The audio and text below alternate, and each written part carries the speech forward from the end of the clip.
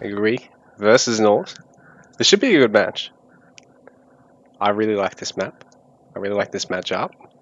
I think it's probably a bit Norse favoured at the moment. But Eaglry playing Norse. I think it's Norse favoured because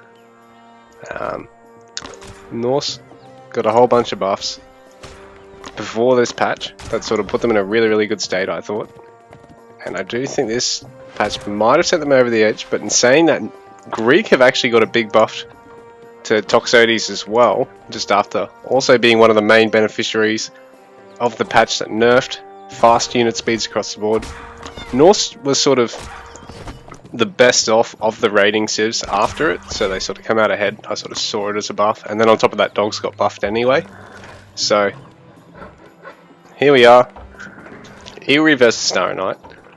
I think everything's working. Audio's all kicking. Nice.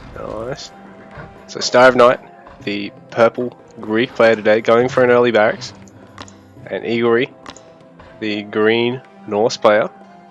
I think he's going to look at going for either a dock or a proxy. Oh, possibly just a later barracks, considering he's just Norse and has to wait for it.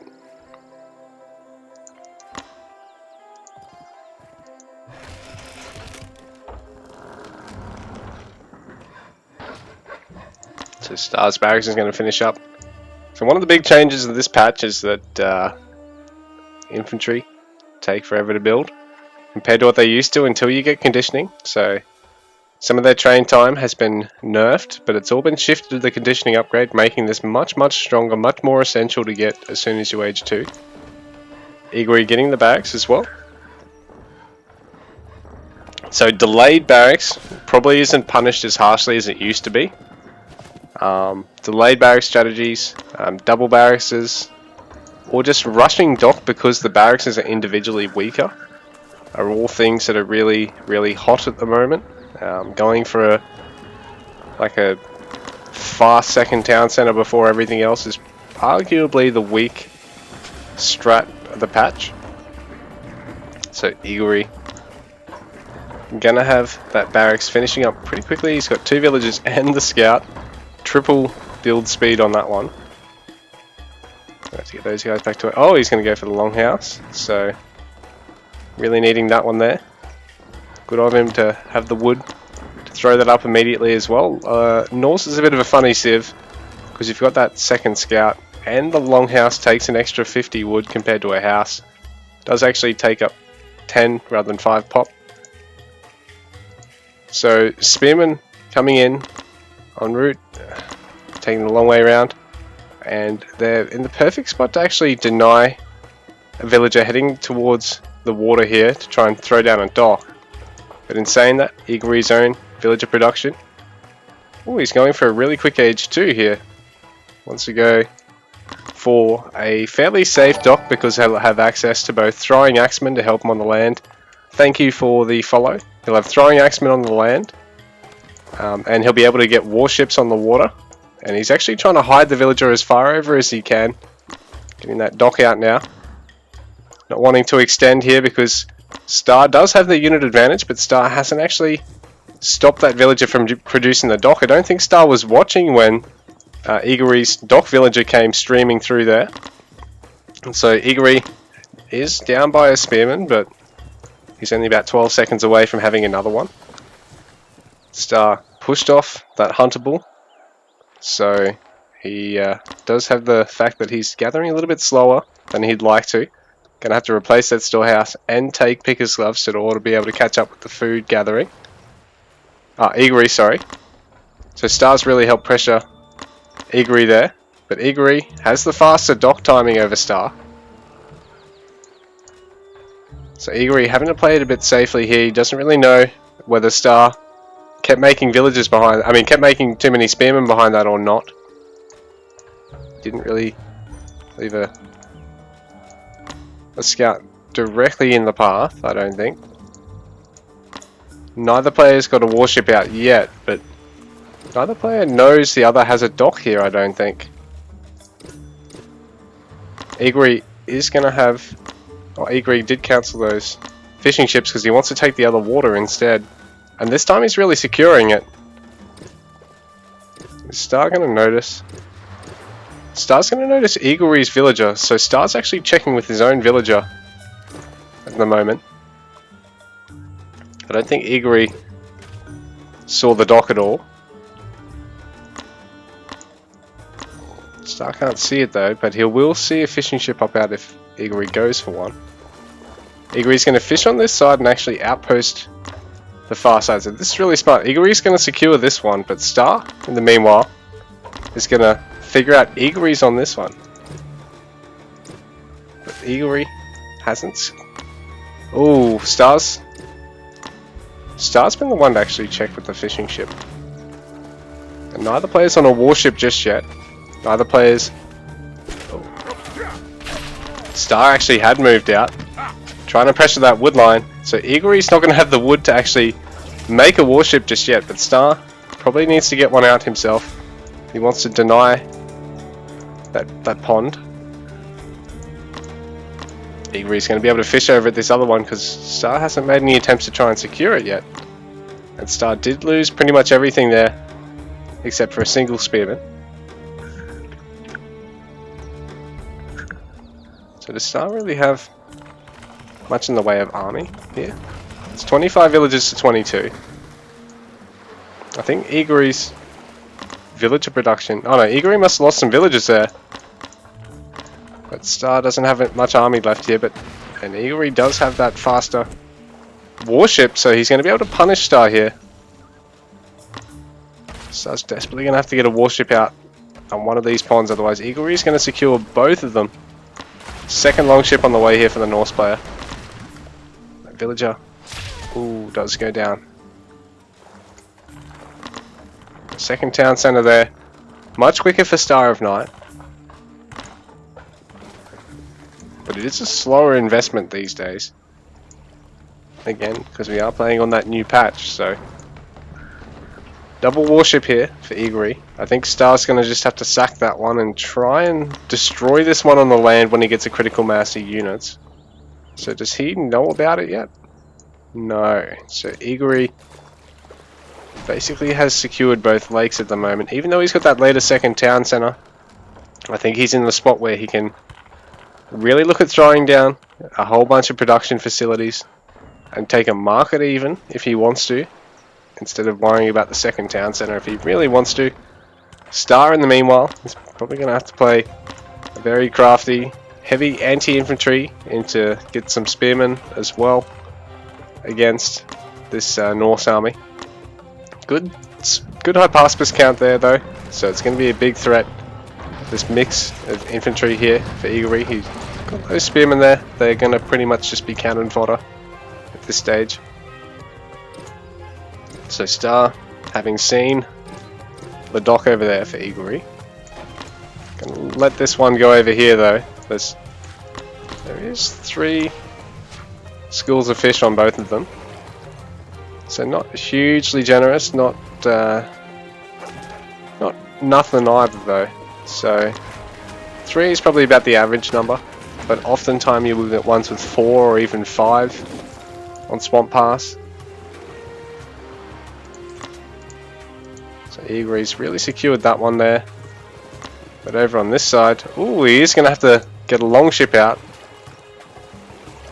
And Star can actually, with a bit of micro, probably try and take the dock. But in saying that, there is 4 fishing boats to repair this. Eaglery's going to notice this just as it happens. But he's going to have a fishing boat to repair. And Star's going to have to, ooh, Star's going to have to try and micro out the damage here. Alright, he needs to be really careful with this. He's going to have to back out. Try and split his units up and not take too many shots here. Eaglery's, I think Eaglery's going to be successful in denying this. He's going to get a lot of these Hypaspis really low. So this is rough for Star because now Eaglry, having secured both ponds, I think this might have been a bad map for Star's style of play. think someone like Eaglry or myself really benefits from this map. Yeah, perhaps not the best map to try and showcase this matchup, considering it is going to really be the Norse player just plays greedy. Yeah, Star. And there's some villagers there on the land. He's even on villager count though, so. And Eagry's fishing over here. It's not the greatest. Like the dock, really, ultimately, the gathering you'd want it here or over here. So, green player not terribly favoured on this one, but on this one, this is a really nice gather. So Eaglry going to get a lot of value out of the fact that there's very little travel time there, but there's already a whole bunch of Toxotes here for the Greek player, so. And there's no raiders just yet, so the early dog addition is going to be costing Eaglry a little bit for now. There's no Saris, and the dogs aren't going to have a huge amount of pierce armor.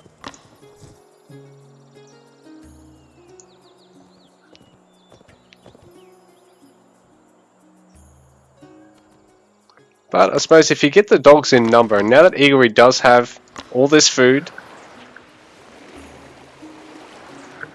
he does have a boosted food eco, so you can bleed dogs. You've just got to be careful to not leave your raider introduction too late. Okay, so he's only got 2 barracks and he's adding stables. This is good.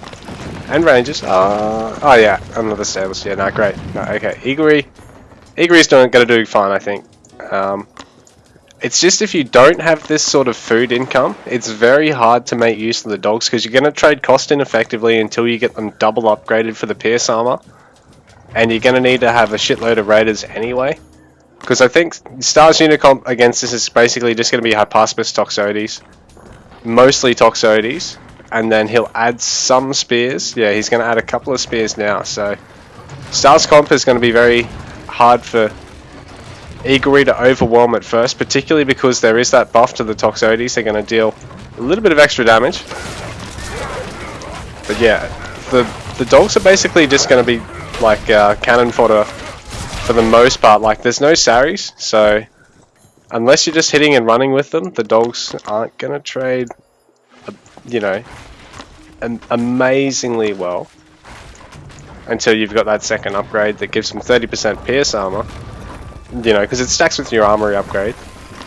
But there's a triple stables addition there for Eaglry, so that's really gonna be what helps him fight this Toxotes ball, because, you know, like I said, throwing Axemen without champion, War Dogs without the double upgrade, neither of these units can really fight Toxotes, and then once the Greek gets champion, you don't really want to fight that at all. You really need raiders. So Star's comp here is really nice, but this is going to be a good catch here because the infantry were over the far side. The raiders got a couple of quick kills there. And so the raider introduction means that Star needs to add another barracks and, yeah, really ramp up the spear production as well.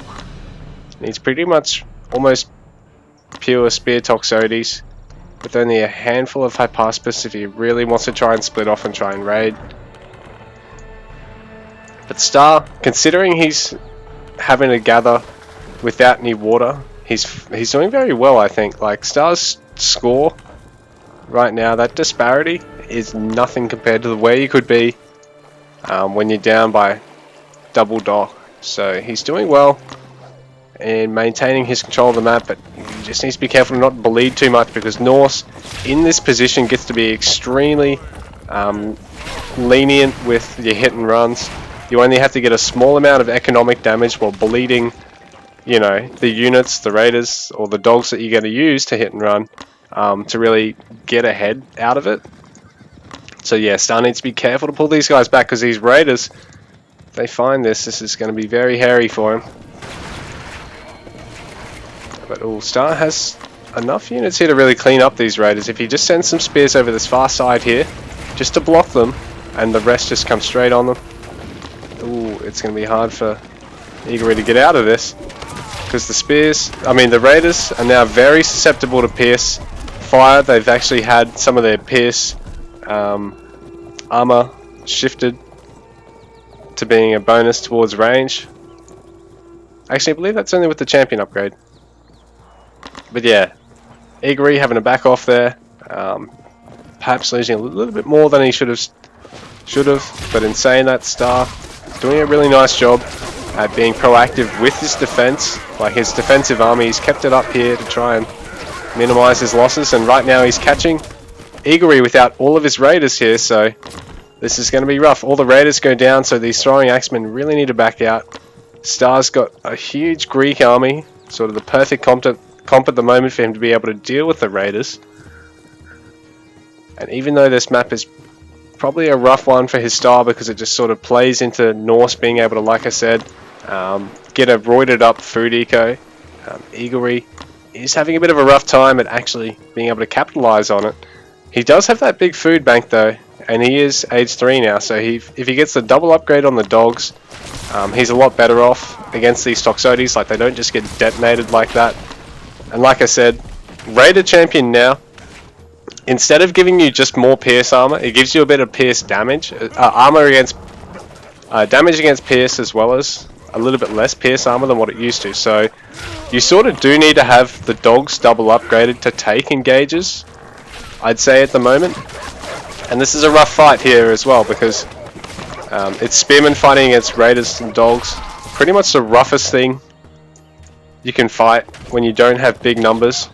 But in saying that, Eaglry is making it work here over the other side. Got some raiders really denying Star's gold. Star's a bit gold limited at the moment, but so is Eaglry, so he needs to not bleed too many raiders, and he needs to look at switching to, like I said, getting double upgraded dogs and just using raiders in a nice number behind that, sort of like as a glass cannon. That, yeah, he needs to use the dogs to defend them in the meantime. Sorry to be sort of so critical of Eaglery's play. It's just easy because he's playing the sim that I main, so I guess it's sort of easy to conceptually understand what he should do from here.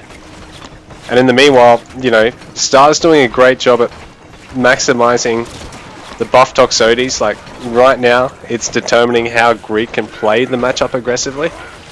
And he's really punishing Eaglry for the fact that he just doesn't have enough raiders and doesn't have double upgraded dogs. Doesn't have any berserkers, which have also been buffed on the north side. So yeah, like, right now, double upgraded dogs and berserkers is really a main thing. Maybe even some... When there's this many Toxotes, skirmishes are a good pick. Because right now that's a fucking threatening number of Toxotes. Like, there's 50 there. Good number of throwing axemen here, but you know, in high numbers like this, when it's the bulk of your army, it's a rough trade for Norse because you're fighting into your counter. So Eaglry's going to have to make this work, try and snipe as many production buildings as quickly as he can and get the fuck out of here, or just waste Star's time while Star comes back and cleans this up, because Eaglery's really going to have to transition into a Hajar because they've got the pierce armor. Get some rated champ. Really now is probably the time to get the dogs out in high number, get them double upgraded. Because until you get them double upgraded, they're shit against pierce.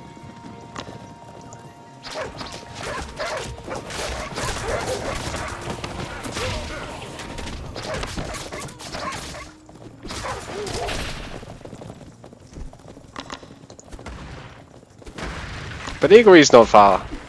I don't think he's far off being able to transition into that comp. He just needs to get the wood to get those upgrades. Star, in the meanwhile, he's got a nice comp. He really only needs to add some hoplites, just because they're a big pain in the ass for raiders that also do quite well in the face of the fact that the Norse player is probably going to transition to bowman. So Star with some hoplites in this situation. Really, there we go. He's adding some in. He just hasn't got the pop space to fit more. But this is a really scary army from Star. It looks like he's down on score, but I think his army's just a lot more threatening than Eaglery's at the moment. Eaglry, oh, that's rough for him. He's just pretty much walked straight into the Tox ball. So pretty much all of that's going to go down for free at the moment, and Eaglry doesn't quite have the resources just to flood the map with that the replacements that he really needs. Does have a nice composition here. but I do think he sort of wasted the opportunity to add dogs in this transition now. Like, he's run out of food.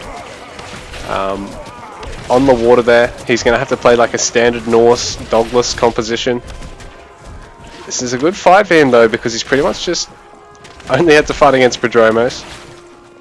But Star needs to punish something here if he wants to really play catch up now, because Eaglry's age 4 is going to kick in a second. And this market line for Star is going to go down, so Star needs to replace that. Eaglry, in the meanwhile, needs to be careful that Star doesn't just like set off a massive nuke in the middle of his base, because look at this army, man. Greek units, 1-to-1. They're about the only Civ with units just as fucking strong as Persian units 1-to-1, because neither of them have healing till age 3. So they're sort of the two big, meaty, pop and cost efficient Civs in one. Like, it's just really hard to mess with either Greek or Norse units fully maxed out with a slightly better composition than yours in the moment. No Civ can really fuck with them. And the pair of these players are just gonna just destroy one another's market lines here. So I think it's hard to say who's really got the advantage here. Eaglry does have the army population advantage. Ooh, that fortress focusing down the bowman here, focusing down the Toxotes there is really bad for Star, because I think it did get about 10 Toxotes, whereas the Norse composition and the fact that there was no market, yeah, relatively unaffected there, like relatively unpunished with the aggression. But this time there is Toxotes in the backline here, so these guys are going to help out, but it's hard jars. So these guys have a lovely amount of pierce armor, even though they are countered by range. It's like, well, it's only a soft counter, bro. It's going to take 3 minutes. But ultimately, they all do go down. Marker line going down here. That dock that's pretty much irrelevant for Eaglry going to go down. That longship's a bit of a waste of pop for Eaglry. Guess he just has it there just to make sure the Greek player's not going to go for some like cheesy transport ship over like 10 rams at once or some shit. I don't know, man. Like, stranger things have happened, okay? But Star, man, he's looking really threatening here. He's up 20 pop on Eaglry. Eaglery's getting the Berserkers though, who've recently, like I said, they've been one of the recipients of a baseline health regen buff, and their upgrade gives them more on top of that. So, but Eaglry down on the population at the moment. He's got these bowmen sort of sitting over here, not really offering him any value, and Star's just going to be able to cut through his base. I think Star's going to be able to keep the momentum up, catch up in the upgrades here, because Eaglery's sort of not... Ooh, he's got Berserker Champion, and it's a good number of them. Ooh, this is scary, but as long as Star can deal with the Berserker Champion, I think Star can turn this... Like, I think Star's got this won, because this is really risky for Eaglry. He hasn't really got, like, Ulfidens or something. But... Ooh. Star, careful.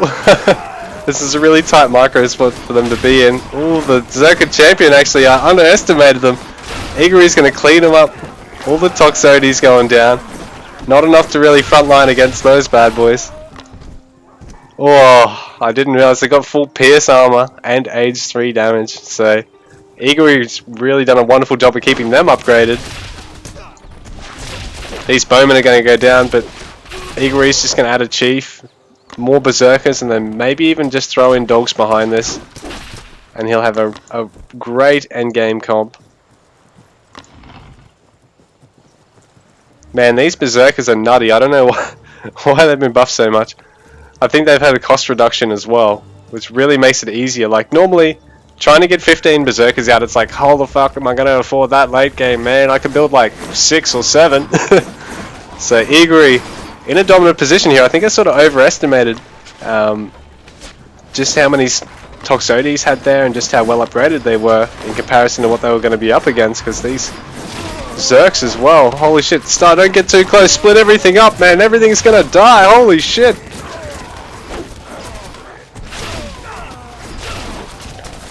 So Star's massed up Toxotes with nothing to really front line for them. All bunched up like this against the the Berserkers, it's